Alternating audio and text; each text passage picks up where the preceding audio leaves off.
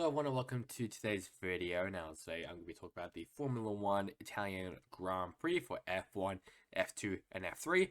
But before we get into it, let's first talk about Singapore. This is the marina-based circuit, obviously with the change of, what was it, the underneath the grandstand change. So now other than it's just being a little chicane, it is now just a straight line.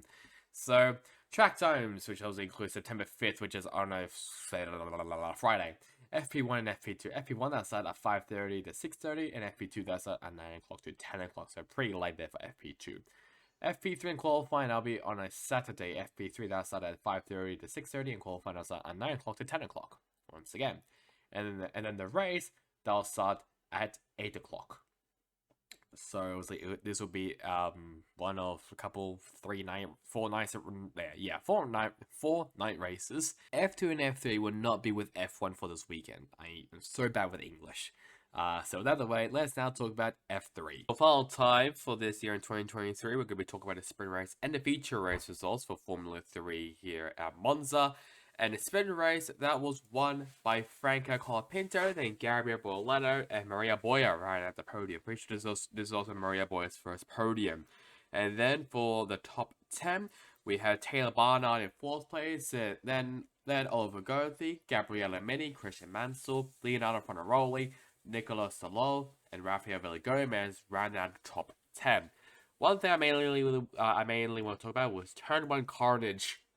Lap, I'm pretty sure poor Aaron, I don't know, either he made contact with someone or he dipped his tire onto the grass, but he spun out, collected Pepe Marti and Johnny Edgar in turn 1, so that's obviously pretty disappointing for poor Aaron, but it didn't matter since because Gabriele Borletto, I mean, he was already champion in qualifying because I'm pretty sure. Because I'm pretty sure it was either, I think Martin needed to get pole position to at least be in contention still of winning the championship, and he didn't. And so that meant that Gabriele Borletto is your Formula 3 2023 champion, which is pretty exciting. I don't know what, I'm guessing he's going to go up to F2, but I don't know what team though. Maybe Trident, maybe even Prema. I have no idea.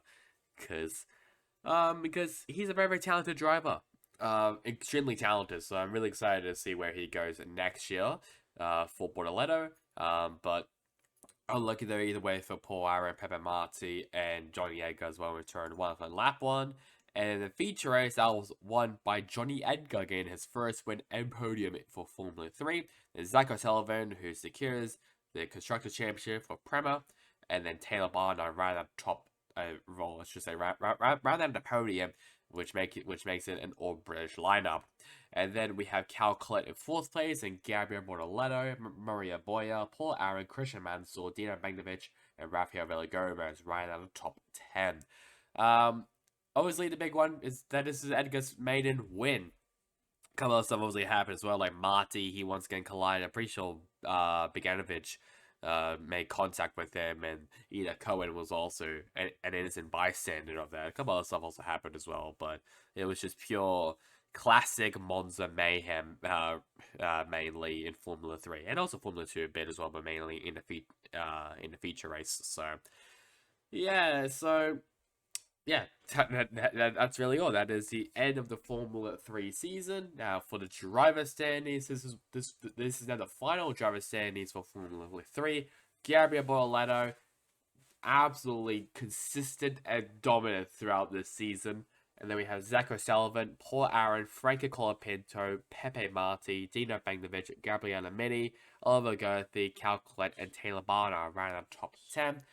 For the Constructors' Championship, I will also look at as well. Prema Racing won the Constructors, and Trident, MP Motorsports, Campos, High Tech, Genza Motorsports. I'm pretty sure this might be Genza's best season. I'm pretty sure. Then Van Amersfoort Sport Racing, ART, PHM Racing by Charouz, and Carlin down in last place, only getting 2 points, which is pretty sad. So let's now move over now to Formula 2. Obviously, this is not the final round for Formula 2. This is the penultimate round before we get into Yas Marina, which will be the final race for both F1 and F2. To finish race first, Frederick Vesti won this race, and Victor Martins and Richard Verschoor ran out of the top 3 at the podium. Then the top 10, Taylor Porcher, Kush Miney, Oliver Behrman, Arthur Leclerc, Roman Stanek, Jack Doohan, and Clemens Novalek round out the top 10. This is very, very important for Vesti since that he is obviously trailing behind Porcher, coming obviously into this weekend. So this was very, very important for him to win, and he did exactly that, grabbing 11 points for the championship. And I'm pretty sure coming to the feature, I'm not really too sure what the points was coming to the feature race, but obviously he did close the gap to Porcher in the championship, which is pretty exciting. Obviously, as you can see, also no Ayumi Owasa.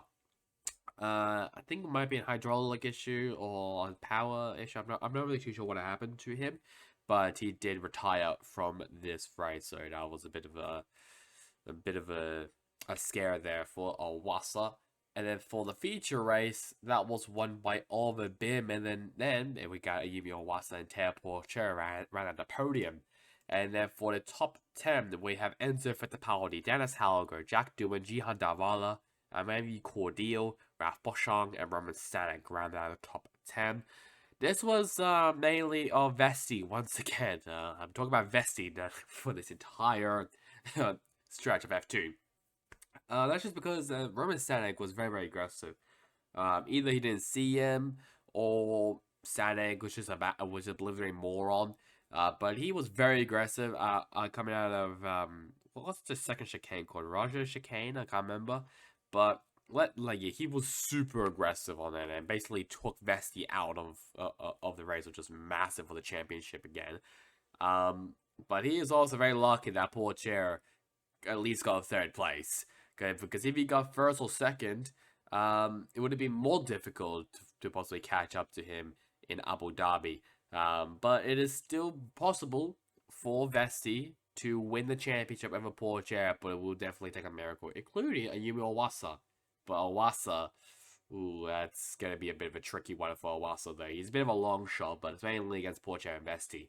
As well as Behrman, this is actually a great weekend as well for Prema and F2, considering that they are an Italian team, and both of their drivers got a win in front of the Tifosi, so at least that's a good sign for Prema Racing.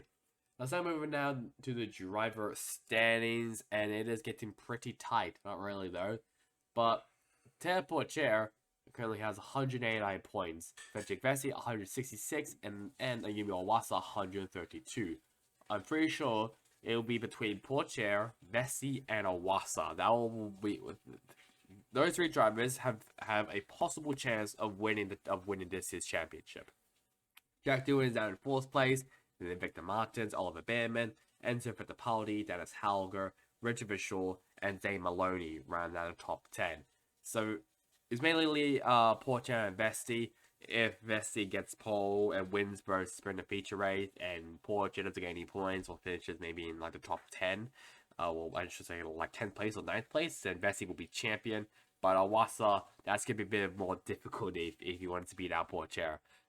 Could we maybe see Taylor Porcher maybe in F1 next year to replace maybe possibly Zhou Guan Yu? Not really too sure, but it's looking pretty likely though. So with that out of the way, let us now talk about Formula 1. Well, Max Verstappen won, yep. 10th win in a row for Max Verstappen, even though that is a great record, but still I'm getting pretty tired of saying Max Verstappen the entire time winning in this race. Then we have Sergio Perez and Carlos Sainz, Charles Leclerc, George Russell, Lewis Hamilton, Alexander Albon, Lando Norris, Fernando Alonso, and Valtteri Bottas round out of top 10. Then Liam Lawson, great job by Lawson to get up to 11th place. And then Oscar Piastri, Logan Sargent, Zhou Guan Yu, Pierre Gasly, Lance Stroll. 2 laps, well, I should say both houses were lapped down, that being Nico Hulkenberg and Kevin Magnussen. And 2 drivers failed to finish, that being Esteban Ocon and Yuki Tsunoda. Now Tsunoda, he did not start because of a hydraulic issue. Not really too sure what happened to Tsunoda.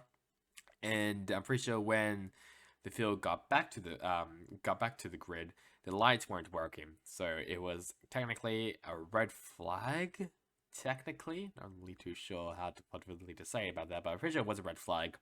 So that was pretty interesting to say the least there for F1. But other than that, it was actually a pretty good race. I mean, Sainz, he was very, very competitive. Made a little bit of mistake there on the first chicane. Locked up. That caused Verstappen to zip by and to win the race. But yeah, Carlos, I could obviously tell that he was trying really, really hard to keep Verstappen in bay, but he just couldn't do it, sadly. So either way, it was a great result though for Ferrari and Carlos Sainz especially, since obviously he got that pole position. I'm pretty sure as well Hamilton and Piastri they collided together. I think Hamilton might have ran Piastri. No, I'm pretty sure Hamilton was trying to cover Piastri, but didn't realize how close Piastri was, and he collided with Piastri and sadly for him, Piastri finished down in 12th place, and what could have been a 6th place finish for Oscar. So very unlucky there though for the young Australian who's been doing really, really, really, really well in that McLaren. Retirements, just like I said, Esteban Ocon and Yuki Tsunoda. Fastest lap, I actually went to Piastri, which I was not expecting. Driver of the day, though, Carlos Sainz. Very cool. Basically everyone, majority, I should say, voted for Carlos Sainz as the driver of the day. Penalties, when they're going to be looking at the race here. George Russell, 5-second time penalty for leaving the track at turn 1 and gaining an lasting advantage. Causing a collision for both Logan Sargent and Lewis Hamilton. 5-second time penalties for both and 2 penalty points as well for both Sargent and Hamilton. And Oscar Piastri, once again, just like Russell, he left the track at turn 5 and gained an advantage, which caused to a 5-second time penalty. I'm pretty sure he could have maybe been up to Lawson. So I'm pretty sure he was actually in front of Lawson when he finished. Originally finished online without the penalties.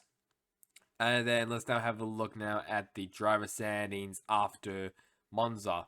Kind of basically no changes whatsoever. Verstappen still in the lead, probably going to win the championship probably by like Japan, I'm guessing. Then Sergio Perez, Fernando Alonso, Lewis Hamilton, Carlos Sainz, Charles Leclerc, George Russell, Lando Norris, Lance Stroll, Pierre Gasly ran out top 10. Don't know why it's still not correct, but whatever. Then Esteban Ocon, Oscar Piastri, Alexander Albon, Nico Hulkenberg, Valtteri Bottas, Zhou Guanyu, Yuki Tsunoda, Kevin Magnussen, Logan Sargent, then Nick DeVries, Daniel Ricciardo, and Liam Lawson running out the field. And the Constructors Champions, it is Lawson around there. And for the Constructors Championships, we have Red Bull, Mercedes, Aston Martin, Ferrari, McLaren, Alpine, Williams, Haas, Alfa Romeo, and AlphaTauri down in 10th place. So just a reminder that I'm pretty sure in 2 weeks' time, will be the Singapore Grand Prix just for Formula 1, no F2 and F3. F3 is already finished, and F2, they'll be restarting their season in Abu Dhabi, the final race for both F1 and F2. So that's really about it for me. Hope you guys enjoyed it. Catch you guys next time in the next one. Goodbye.